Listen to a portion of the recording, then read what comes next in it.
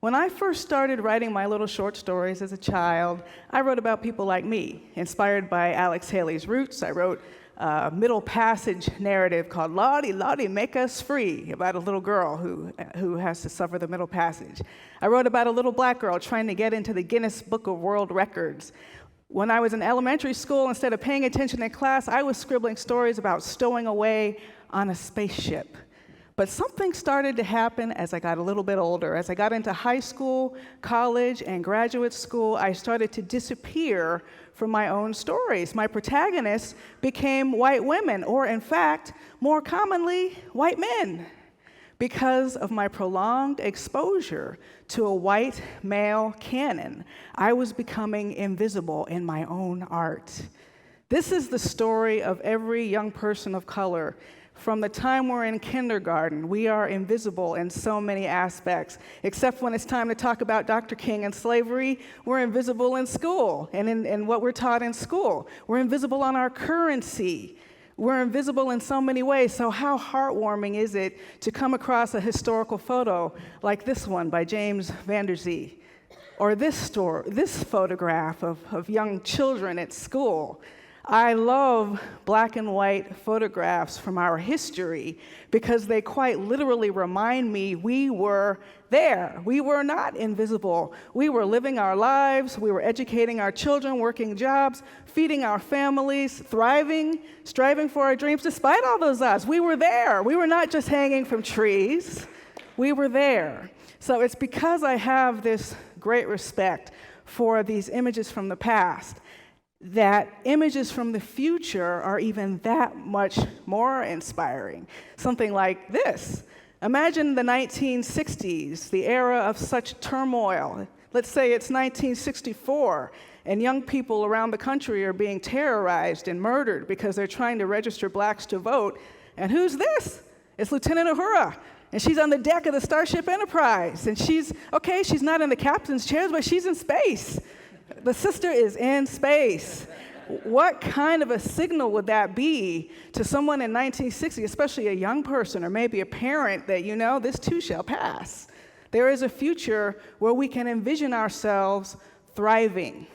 And this is where you enter Afrofuturism, which is the name of a movement. It's a fairly new term. When I started writing, I had never heard of the term Afrofuturism. A lot of the pioneers in Afrofuturism never had heard that term. But it's a movement that includes artists, writers, musicians from George Clinton and P-Funk, Janelle Monáe, writers like Stephen Barnes on the left in that picture, Nalo Hopkinson, the late great Octavia E. Butler, myself, Nnedi Okorafor, so many. When I met my husband, Stephen Barnes, at Clark Atlanta University back in 1997, you could fit us on a stage, those of us who might have been called Afrofuturists. Now, there are more than you can possibly invite, more than you can count, because the movement has grown. And why? What is the point? Why is it so important to see and imagine visions of ourselves in the future? For me, I like to use the analogy of my yoga instructor, who tells me if I'm doing a difficult back bend, to make my eyes go back as far as I can see, because where your eyes go, your body will follow. You may not be able to stretch back as far as you can see, but you can stretch back farther and farther each time. We are literally dreaming and creating a world, dreaming and creating a future. And that, to me, is why the power of Afrofuturism is not just in the United States. We see it growing in Africa and the Caribbean, where we're realizing there's a movie that we played at Spelman when I was the Cosby Chair there from 2012 to 2014 called Pumzi from Kenya, with Africans in the future and Africans having a different perspective on how you save life and how you save the planet. It's a very exciting imagery, idea, whether you're young or old, that we are here, we are in the future. One of the great leaders of this movement, even though she would not maybe have even used the term herself, was Octavia E. Butler. We honored her at Spelman 2 years at 2 Octavia Butler celebrations. And this one that we had this past spring was the Octavia Butler celebration of arts and activism, to try to create that bridge between those artists who dream the new world in their studios, in their movie studios, in their homes, and those activists who are on the streets, who are hitting the streets, who are marching and creating for change. And where do we have common conversation? Where do we have common goals? And it was a really beautiful event. One of our attendees was Bree Newsome, a young filmmaker who's been very active in voter education and voter rights in North Carolina. She protested in Ohio for John Crawford, the poor young man who was slain while shopping for a gun at Walmart. A gun sold on Walmart shelves, and he gets shot by police because someone called and said, "Oh, black man with a gun." So Bree is a filmmaker, but she's also a boots-on-the-ground activist. We had Dream Hampton, who talked about the impact of social media, which we saw unfolding before our eyes after the killing of Mike Brown in Ferguson, Ohio, where it starts as a blip in social media and then grows to wider awareness and the power that we have to beat that drum. I often make the analogy that Facebook is where I go to socialize. Oh, hey, everybody, how you doing? Here's my baby. Oh, isn't this a cute cat video? Twitter is where we go to mobilize. We only have 140 characters. We don't have a lot of time. We're not going to be sitting around the campfire having a long conversation, but we can beat out this message on the drum. Beat it out, mobilize, pay attention, look here, watch this. That, to me, is the future that has come into our homes, has come to our computer monitors. We are living, in part, that Jetsons future we saw watching the cartoons when we were on television. And many of us, Twitter has an overrepresented African-American population. Why? I think it's because of that. We are diaspora. We are spread all over. We moved out of our neighborhoods. And in the future, which is now, we communicate by drum across social media. Octavia Butler was very well known for Parable of the Sower, Parable of the Talents, two of her dystopian novels. And very often when you look at futuristic fiction, especially now, there's a bit of a dystopian bent. Why would that be? I can't imagine. Well, one of the great exercises for a science fiction writer is that question, if this goes on. And I had the pleasure of knowing Octavia, and I truly do believe that part of what fueled her fiction, a very big part of what fueled her fiction, was her belief that we are doomed. We are doomed if this goes on. If we don't learn how to grapple with power struggles and hierarchy and slavery in all of its different forms, not just the traditional form we hear about for a minute in school. So in her world of the very near future, you have an economic kind of slavery similar to sharecropping where you're so beholden to the corporation you're stuck and you can't leave. You have communities that are literally walled in, not just gated, walled off to ward off attacks and people who would burn you down. We've poisoned our bodies, so we've poisoned our children. It's violent, it's frightening, it's very scary. It's hard to read, actually. I had to stop every few pages reading Octavia because it's so scary. But out of that comes a religion, Earthseed, which is a triumph and which is hopeful. All that you touch, you change. All that you change, changes you. The only lasting truth is change. God is change. And coming from that deep dystopia where it's so depressing you almost can't turn the pages, but you get stronger each time you do, comes this message of hope and a reminder of what we already know, that not only does change happen whether or not we try, because things that grow will wilt and die, but we can be proactive in creating change. And that is the great hope that rises even from the dystopia of Octavia Butler's fiction.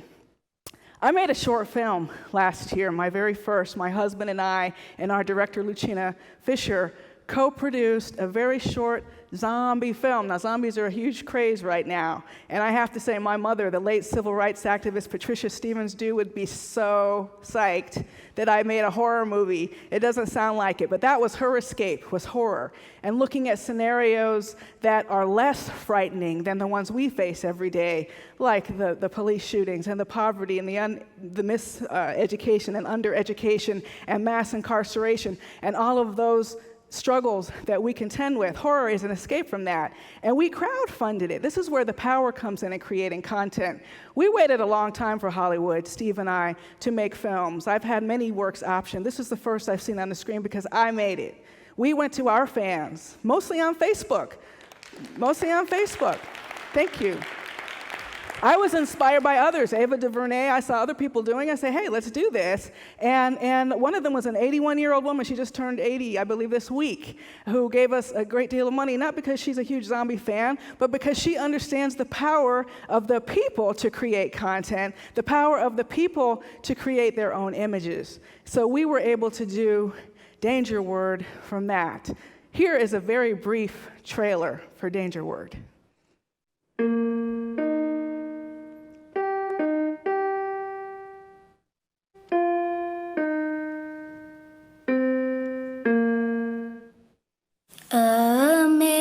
Amazing grace, how sweet the sound that saved a wretch like me. I once was lost, but now am found. Was blind, but now I see.